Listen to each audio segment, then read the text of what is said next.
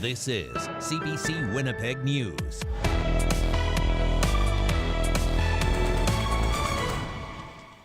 Good evening. Thanks for joining us. I'm Caroline Bargout. Janet Stewart is off this week. Advocates who work with children and youth are reacting to concerns raised by Winnipeg's police chief. Yesterday, Danny Smythe said kids in foster care and group homes have been linked to a recent series of violent attacks, which he blamed in part on a lack of support for teens in the child welfare system. CBC's Zabina Ahmed reports. Winnipeg's police chief, Danny Smythe, called a news conference yesterday to talk about a spate of violent robberies involving youth in the last few weeks. Alarming to all of us is the fact that these attacks appeared to be random. The attackers have been described as youths, and the attacks have been violent, frankly, involving weapons like machetes. Smythe says all of the youth involved were in group of foster homes and are turning to crime due to lack of supervision. And those responsible for caring for the youths in these facilities, they don't have the resources or the tools to meet the needs of the youth in their care. This means that the kids are left to themselves to go anywhere and do anything that they see fit. Sherry Gott is a Manitoba advocate for children and youth. She wasn't surprised by Smythe's comments. What we often see is that with children involved in the child welfare system are impacted by the effects of colonization, intergenerational impacts, frequent placement changes, and a general lack of adequate support. Gott says this is the result of a larger systemic issue and needs to be addressed with solutions. I think they need more structure, mental health supports, keep them in school and provide a stable environment. There needs to be more mentors for youth, more people that they can trust to be involved with, to help them navigate the system. Brandy Delane is the co-manager of the West End 24-hour safe space. She says the youth involved in the attacks may lack a sense of belonging, which leads them to commit crimes. They're just trying to find a way to belong. Like, they don't feel like they have anywhere to go. These youth are being taken away very young and being put into foster care, and they're being bounced around like luggage, just not belonging in any one home. Delane says the system is failing these kids right now. So it's important for the city and province to step in to introduce policies to support them with healthy and safe neighborhoods. Sabina Ahmed, CBC News, Winnipeg. A nonprofit that provides affordable art supplies to people has been forced to close because of a fire next door. It happened on Main Street last Friday night. As CBC's Josh Crabb reports, the art supply depot is hoping to reopen, but it's unclear when. Fire ripped through this building on Main Street near the Disraeli Freeway last Friday night. It's expected to be a complete loss. Unfortunately for Arts Junction, right next door, their building was also damaged in the blaze. The nonprofit art supply depot is now closed temporarily while they look to begin cleaning up the mess from the water used to put out the fire. There was a substantial amount of water used to put out the fire, and a lot of that did go to our basement. So being next door there, so our basement was completely flooded out. We lost all our materials and tools in that space. Hafiz Jato is the board chair for Arts Junction. He says the water that flooded the basement of the building was nearly a meter high. Between that and smoke damage, much of the depot's inventory has been damaged. The building's also been broken into several times since the fire, leaving even more of a mess. The depot had only been open for a few weeks here after being closed for several months following a recent move to this location. It collects and gives out reclaimed and donated art supplies, operating on a take-what-you-need, pay-what-you-can model. Tailor Anna Marie Jansen of Reclaim Mending gets supplies here and has put on workshops. She was sad to hear about the fire. Jansen says Arts Junction fulfills an important need in the community by providing a space for people to practice art. That's also a really important thing, is to just allow ourselves to imagine things, imagine what's possible, imagine what can be created, the kind of art that might speak to us. And Arts Junction is a really great space for that. Giotto says they were just starting to get back into the swing of things in their new space when the fire broke out. Our losses exceed our total claim amount, but we're still very hopeful. We are staying in the space. Our landlords are very motivated to fix the space. Arts Junction says it'll be putting out a call for volunteers to help with the cleanup once it's safe to do so. It's also taking donations to help with anything insurance won't cover. Josh Crabb, CBC News, Winnipeg.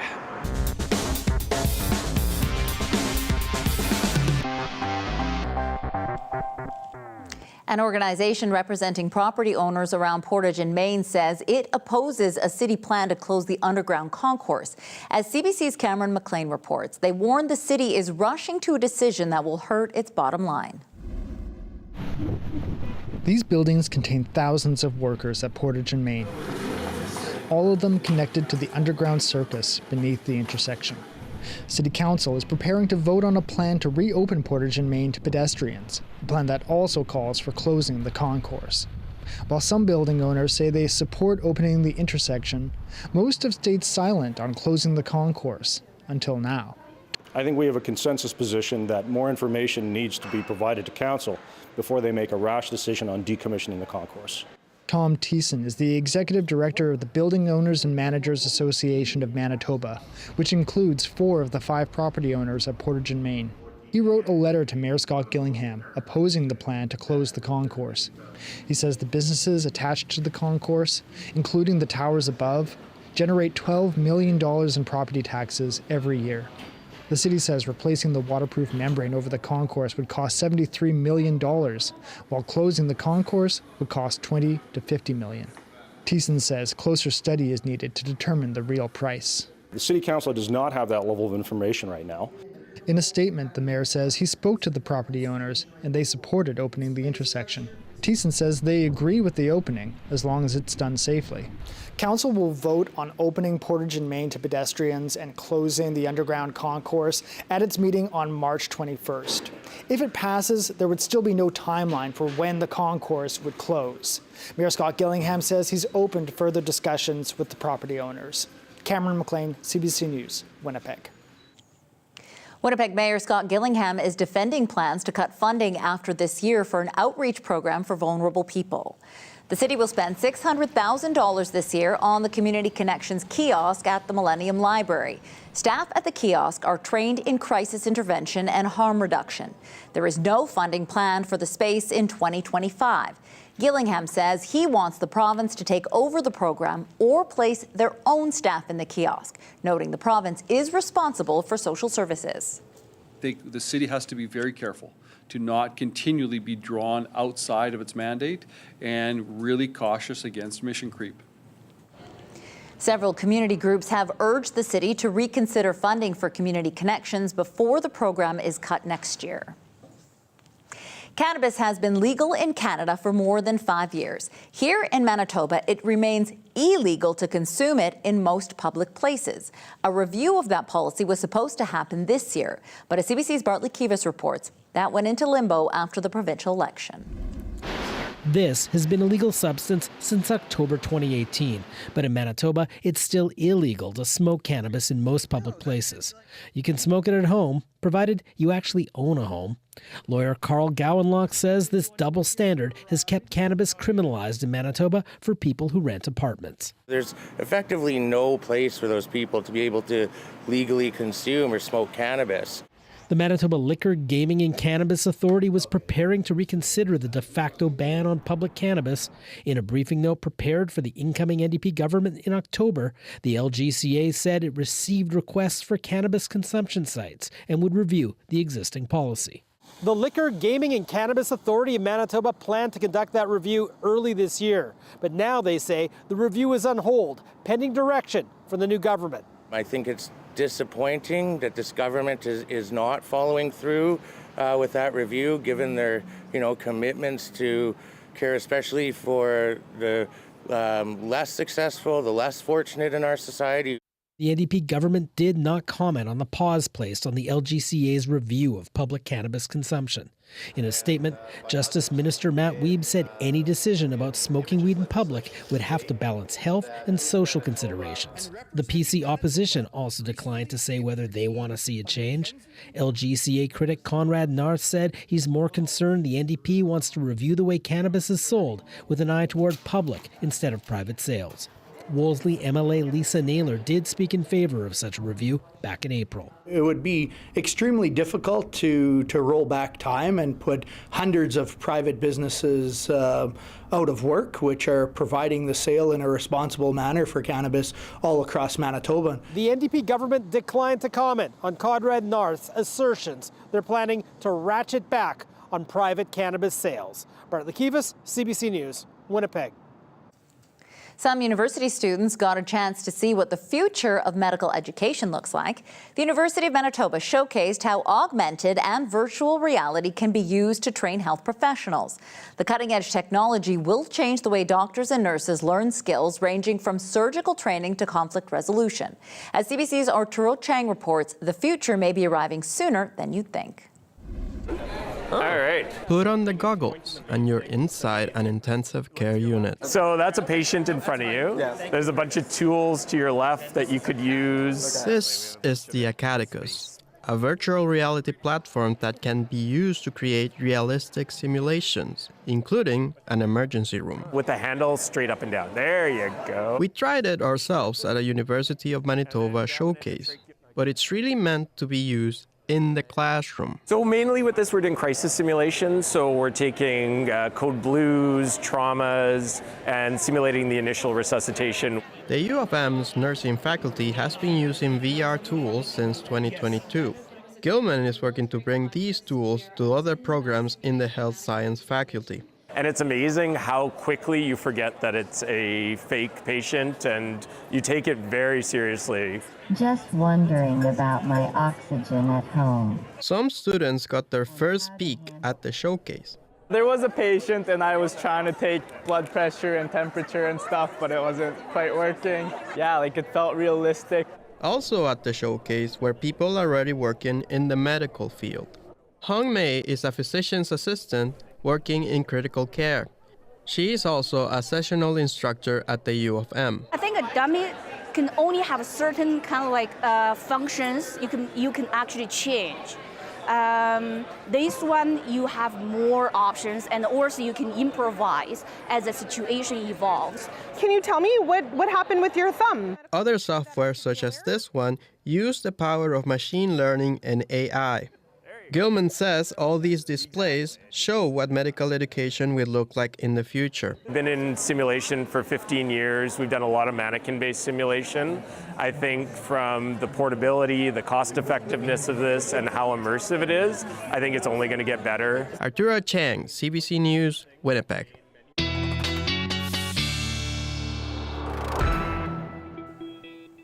And weather specialist Riley Lachuk joins us now with a first look at weather. Riley, it was kind of nice today, except for when it started to rain. Yeah. As forecast, Caroline, periods of showers throughout the afternoon throughout southern Manitoba. More of a snow event, though, to the north. So, you know, one of those kind of pick your battles kind of day, depending on where you are in the province. But I will caution you that as we get into the evening hours, the wind is going to become the story across southern Manitoba. We'll show you the numbers in a moment, but first looking at satellite radar, yeah, we did see most of that shower activity really pushing out of the Red River Valley back into northwestern Ontario, but another little round of it starting to develop now over the northern Interlake that will push its way south in the coming hours. More of a snow event, though, back into northwestern Ontario, but areas like Fort Frances seeing this as more of a rain event. So it really depends on where you are, what exactly you're seeing and what you have seen throughout the day today. So as we head through the night tonight, expect scattered showers to transition into some scattered flurries through the overnight period tonight. We do start to see a little bit of clearing as we head into Saturday, albeit a little bit short-lived in terms of clearing. More flurries and cloud cover back to the east into northwestern Ontario. That kind of continues through our Saturday. We're seeing Cloudy skies for the most part, some scattered flurries through the afternoon, and we don't really start to see clearing in earnest until we get into the day on Sunday. Then we start to see what is going to be the next weather maker for northern Manitoba, kind of skirting across northern and north central Manitoba. Could even see some flurries to the early part of Monday morning into the northern Interlake and into eastern Manitoba. So I talked about the winds. This is really going to be the story of the evening tonight, and we have started to see the winds already picking up through the afternoon hours. But as we head into the evening, you can see that this area of blue indicating some of the forecast higher wind gusts into that 70, 80 kilometer an hour range starting to develop. So by the time we get to midnight, northwest winds gusting to almost 60 in Alonza, through into the Winnipeg region, and even seeing some gusts in that 70 range through Portage La Prairie as we get into the early part of the morning on Saturday. We do start to see the winds start to die off a little bit as we get into Saturday, but still a very gusty day on the way as we head through tomorrow. So in terms of snow to come for northern Manitoba, looking like another 2 to 5 centimeters or so through northeastern Manitoba and along the Hudson Bay coast. 5 degrees in Winnipeg was my forecast high. That's where we're at right now. And as mentioned, those winds starting to pick up already, gusting to almost 50 at the top of the clock. Down to -5 overnight with some scattered flurries. Winds gusting to 70 overnight tonight in the Red River Valley. Tapering off a bit by the time we get to the morning.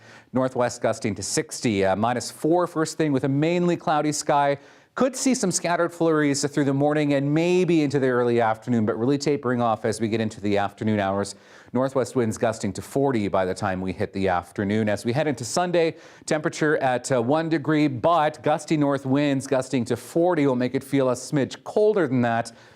As we head into spring next week, though, Caroline, we start to see cooler temperatures, but a lot more sunshine. Okay. I mean, not like we have a choice, but okay. Thanks, Riley. I know, I'd rather the sunshine, but that's... Yeah, I'd rather spring. Okay. But you know, it's good. It's good. Thanks, Riley. You're welcome.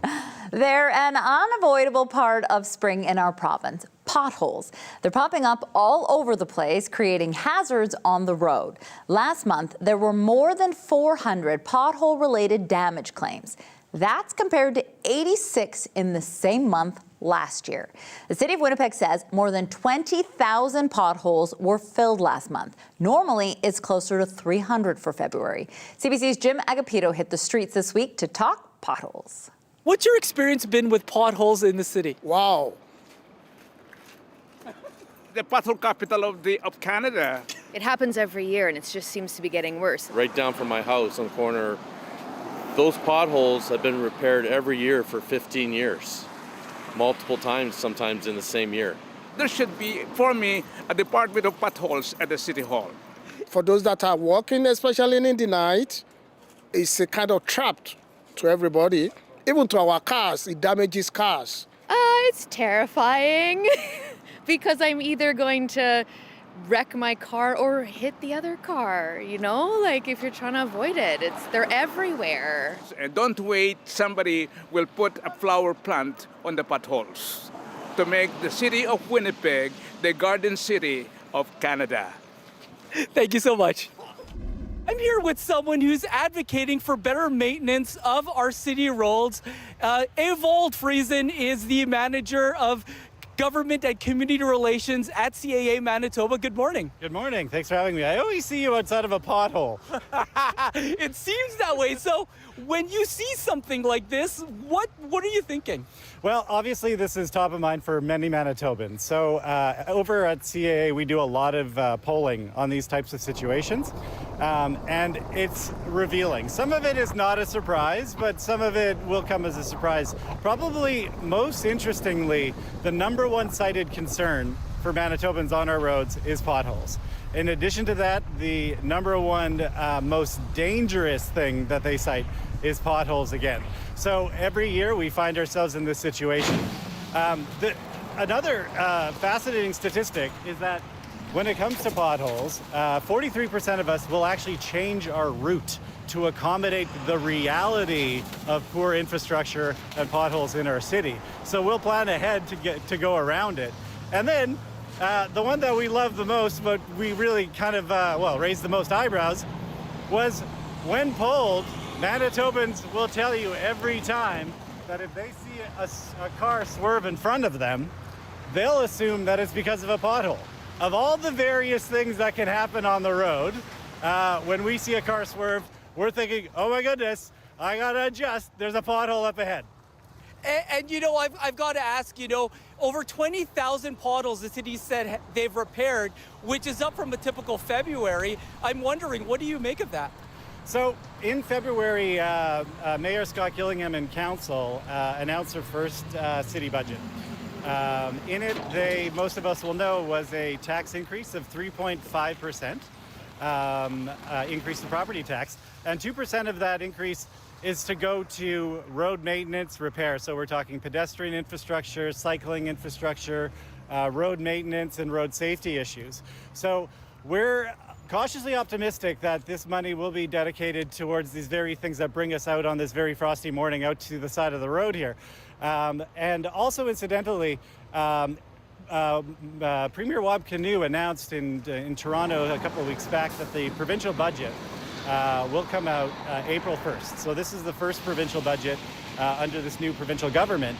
So we're very excited to see what kind of money they're going to set aside for important road infrastructure and repair budgets. Because as we can see from the pothole behind us, and almost every driver can attest, we've got a bit of a concern on our hands. Yeah, and also, you know, MPI's been busy. They say that the potholes were 8 times what a normal February be from last year, 8 times the claims. And I'm wondering, the exact number was about 406 as opposed to 86 in February. Does that surprise you at all? Yeah, that's a little higher than what we usually see in an average year. While CAA doesn't track pothole collisions specifically, that's an MPI thing. What I can tell you anecdotally, however, is that in talking to Fleet yesterday, they let us know that even our trucks are coming back with busted springs. So it's a situation that's affecting even the guys who were sent out to help you get out of these jams. So, and I'm wondering, you know, what can drivers do, you know, to better protect themselves against potholes? Okay, so the common sense ones we all know. Let's reduce our speed. Let's be cautious, and let's be courteous. That 70% of people are, you know, swerving to avoid a pothole. Let's be mindful of that as much as we possibly can. Obviously, if you see a puddle and you're unsure, tap that brake. You don't know what's necessarily underneath it. Another thing you can do is the City of Winnipeg offers the 311 call, so you can report a pothole. And also, don't forget to call your city councillor, your local representative, and let them know. That's how our system works, and they do respond to these types of things. And always, of course, if we see a city crew working hard, doing their work at the side of the road is their workplace. Let's be courteous. Let's slow down, move over if we can. They're working hard to fix the situation, so let's exercise as much patience as we can as we get through this pothole season. Still to come, Russians are headed to the polls for the first time in years, but there's no doubt who's going to win. That story after the break.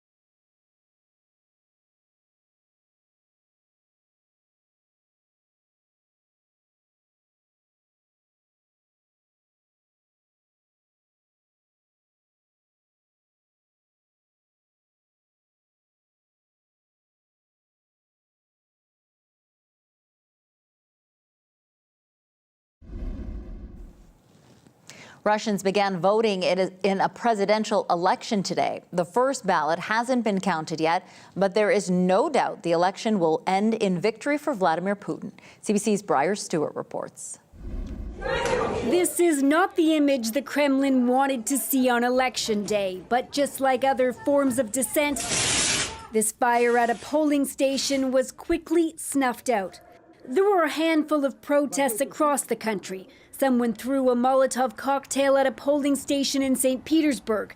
This woman who dumped green ink into a ballot box is under investigation. Still, millions cast ballots, not only across Russia, but also in Ukrainian territories under its control. But everyone already knows what the outcome will be. The best president we've had since the Second World War. It's our President Putin, said this man. We don't expect anything good. Everything will be bad, said another. 3 other names are on the ballot, but they're all Kremlin loyalists. Any meaningful opponent has been barred. Absent any kind of race, some of the polls looked more like a spectacle. In Siberia, a shaman performed a ritual blessing. At another polling station, voters could pose beside a cutout of Tucker Carlson, who interviewed Vladimir Putin last month. But close to Russia's border, officials accused Ukraine of shelling the area, killing at least 1 and trying to intimidate voters. These enemy strikes will not remain unpunished, Putin vowed. Now on track to win his 5th term as president. Hello, it's me. I'm president once again.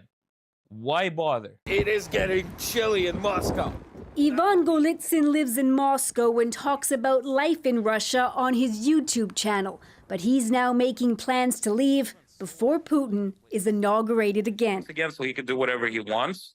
And, considering what's going on right now and considering that there's probably going to be another wave of mobilization, I don't want to be waiting here like last time I did.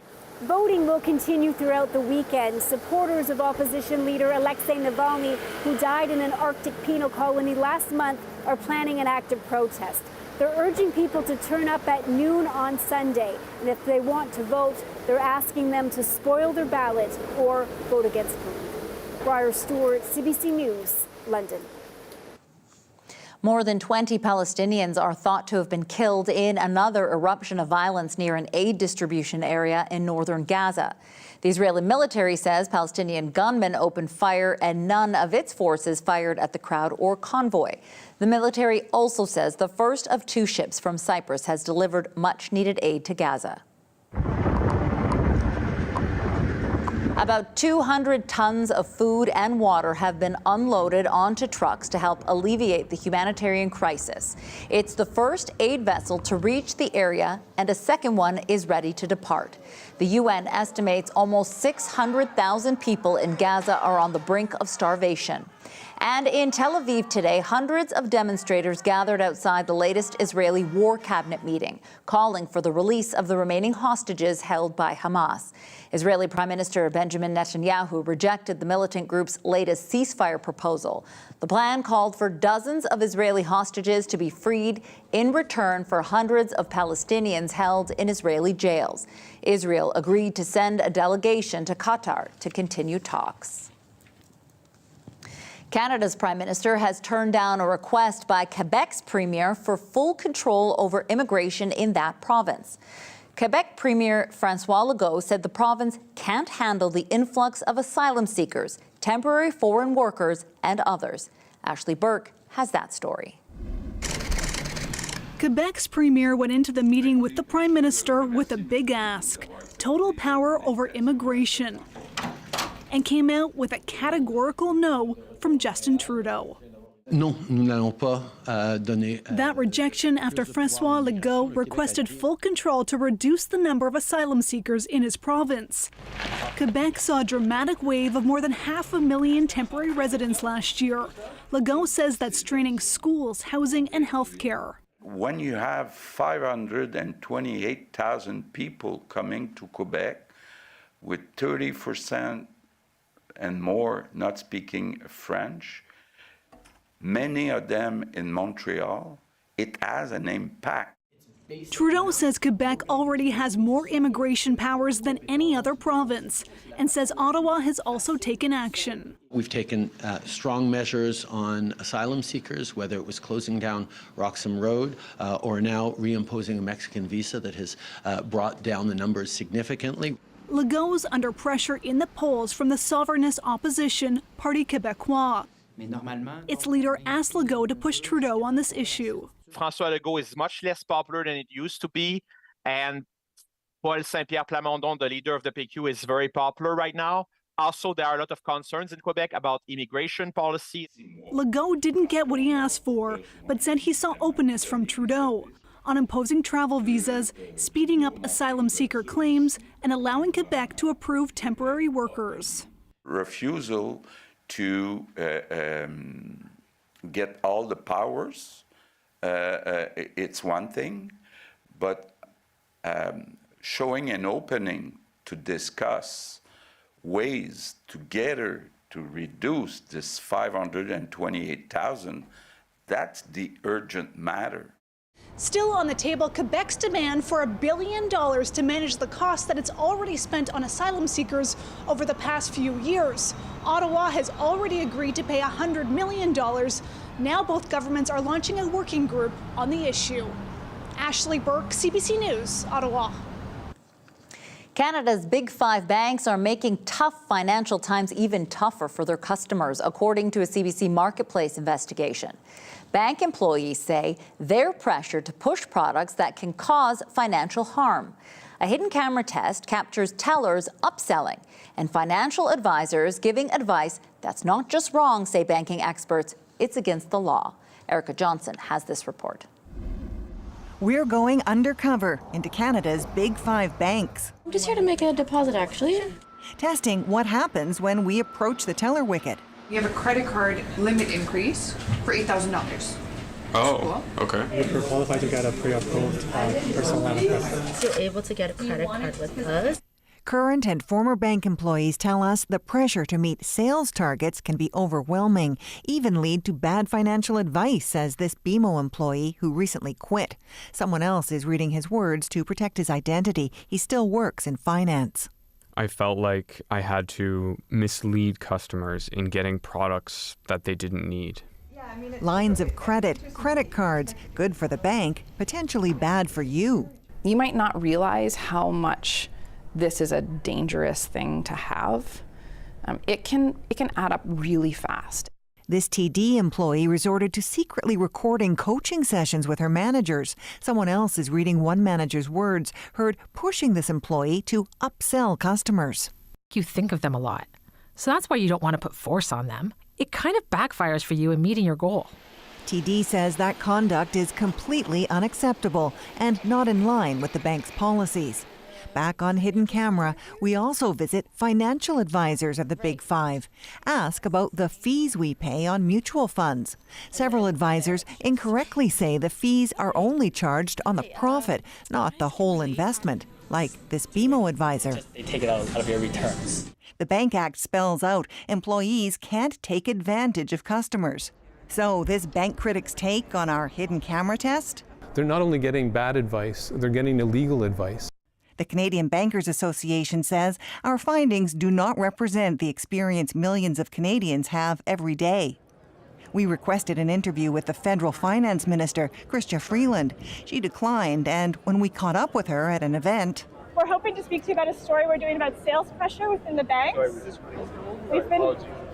Freeland's office later sent a statement saying the government has zero tolerance for banks offering misleading or inappropriate advice and has added consumer protections to the Bank Act. Protections that were already in place when we did our hidden camera test and that critics say need to be enforced. Erica Johnson, CBC News, Toronto. The White House says Haiti's Political Transition Council will have its final members named this weekend. It comes amid the breakdown in political authority and growing unrest in the country. The council will take over from the president. Its members will represent political coalitions and interest groups, but one faction says it's pulling out and establishing its own council. Some non-essential Canadian embassy staff have been helicoptered to the neighboring Dominican Republic. For Canadian citizens trying to leave, Haiti's airport remains closed. At least 3 people have been killed in western Ohio after suspected tornadoes ripped through the region last night. Dozens of people were injured, and police say more bodies could be found in the wreckage. Many homes and buildings were left damaged, and power was knocked out for thousands. Funnel clouds were also spotted in eastern Indiana. About 40 people were reported injured. The storms were part of a huge system that stretched from Texas to Pennsylvania and put more than 45 million people under threat of severe weather. Coming up, an eclipse you can safely look at. That story and your Manitoba forecast after the break.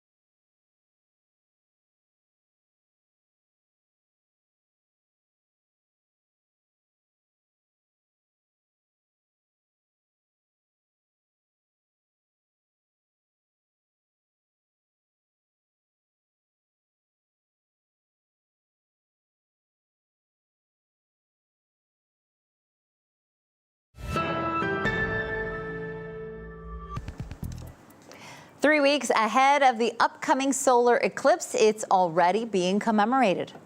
It's a Canada Post stamp that depicts what the moment of totality will look like as the moon's shadow passes over 3 Canadian provinces, one in Ontario, one in New Brunswick, and one in Newfoundland. An added feature, the stamp glows under black light. That's pretty cool.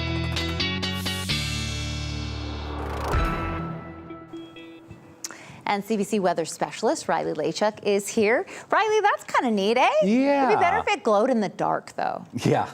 I don't know. Maybe the black light means something, but for me, that's kind of cool. Yeah, as I mentioned yesterday, we won't see that full total eclipse here in Manitoba, but we have, at least in southern Manitoba, a good chance of seeing at least half of the sun covered. We always get shortchanged here. Yeah. Like, we really do. Hey, but you know, it was warm, above seasonal today. That's on the plus. Okay. And will that stay? No. Anyways. Let's have a look at your daytime highs from today.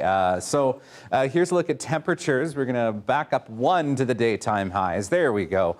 6 degrees in Melita is where we got to this afternoon, an 8 in Swan River. Otherwise, 4s and 5s as forecast across much of southern Manitoba, 1s and 2s into northwestern Ontario, where we're seeing some of that precipitation now falling as rain and snow up through the Dryden and Red Lake regions.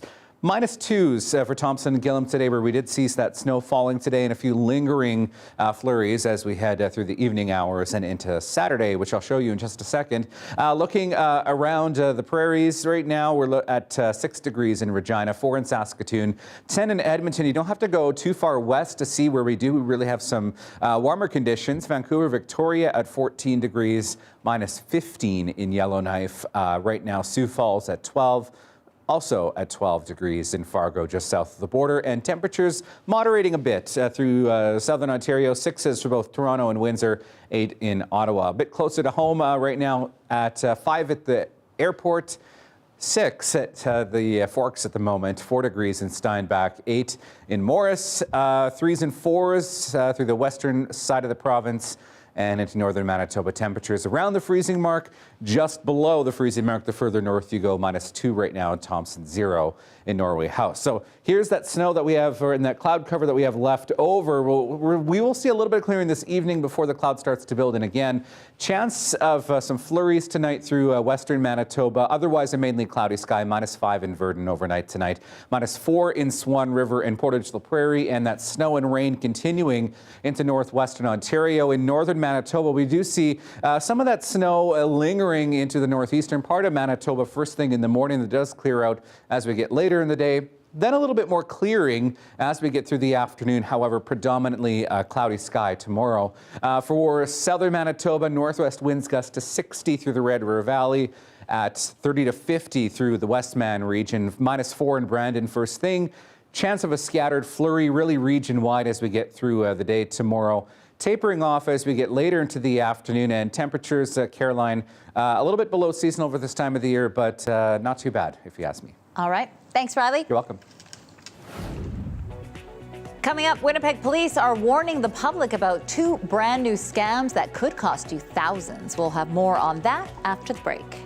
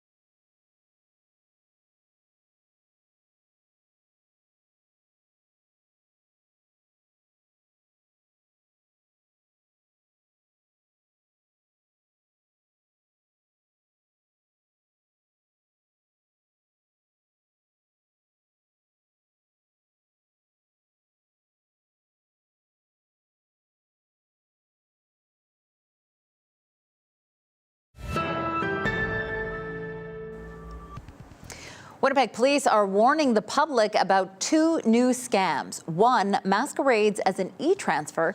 The other comes in the form of a text message. I caught up with Constable Danny McKinnon earlier today. Here is some of our conversation.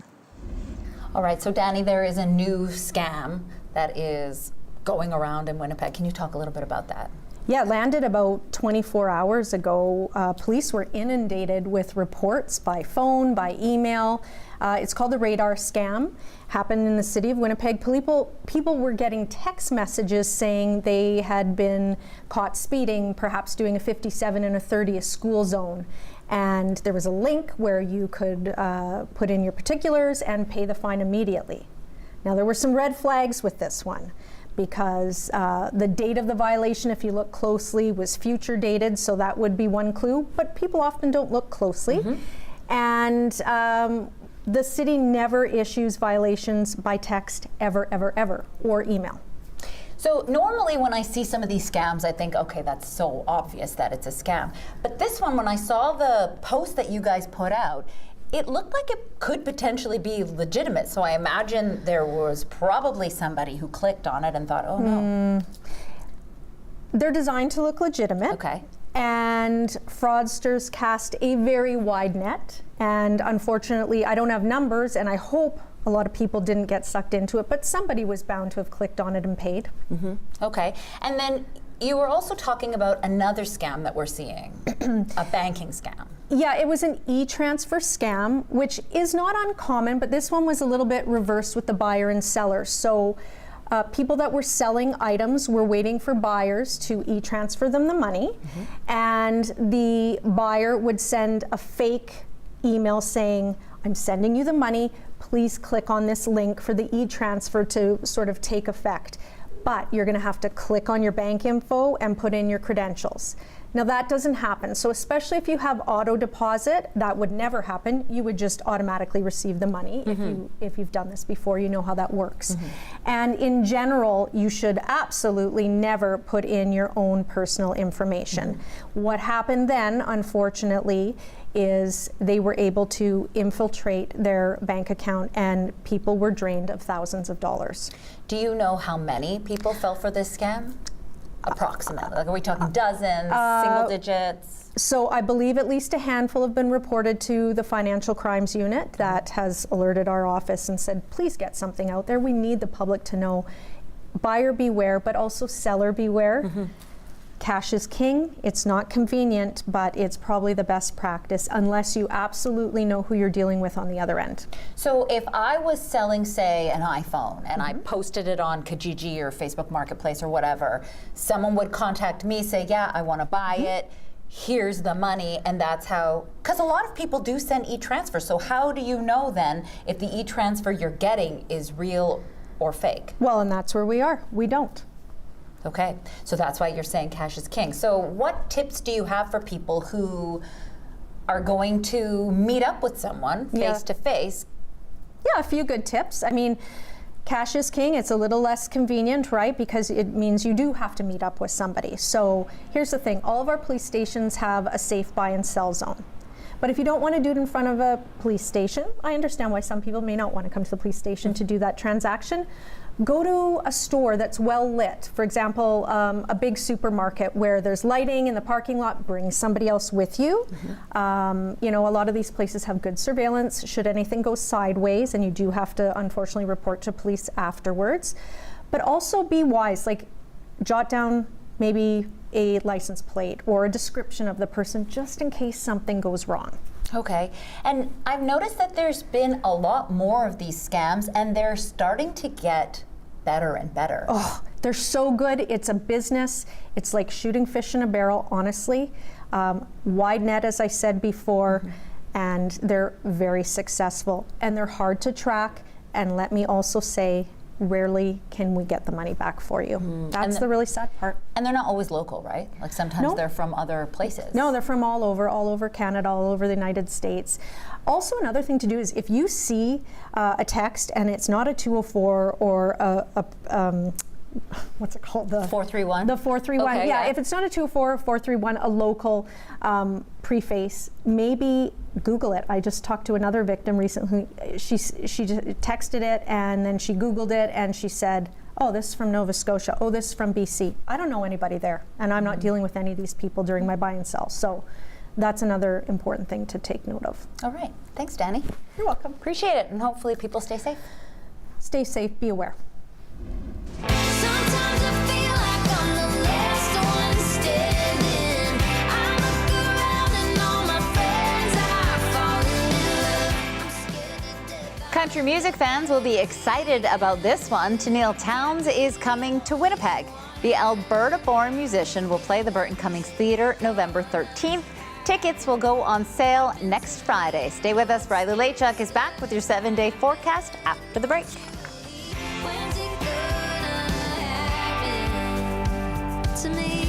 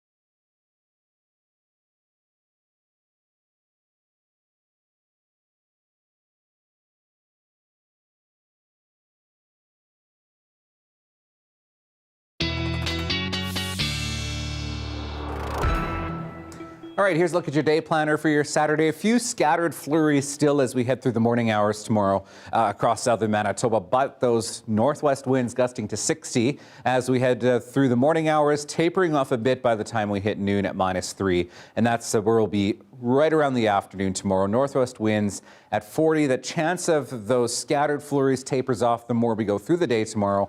-1 with a windy, with winds still being a bit of an issue as we head through Sunday. Then we get a bit of sunshine as we head through next week. -3 for Wednesday. Chance we could see some flurries overnight into Thursday and dipping to -6 by Friday. Well, as we head into the weekend, a lot of people may be looking forward to sleeping in and having one of those nice deep sleeps, especially after the time change. A hotel in Wales is giving new meaning to that term, but be warned, guests are always getting the shaft. Here's your Daily Lift.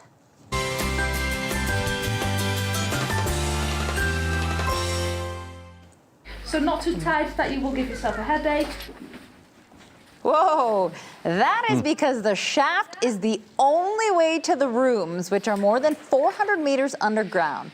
The Deep Sleep Hotel lies in an abandoned slate mine, so along with zip lines, narrow passages, and a terrifying catwalk, it also offers a look at history. Okay, but those rooms are kind of cool, So even cute. when you have to kind of descend. The mine closed decades ago. It served as an extreme adventure playground in recent years, though. To maintain the Spartan motive, hotel guests get dinner in a sealed package.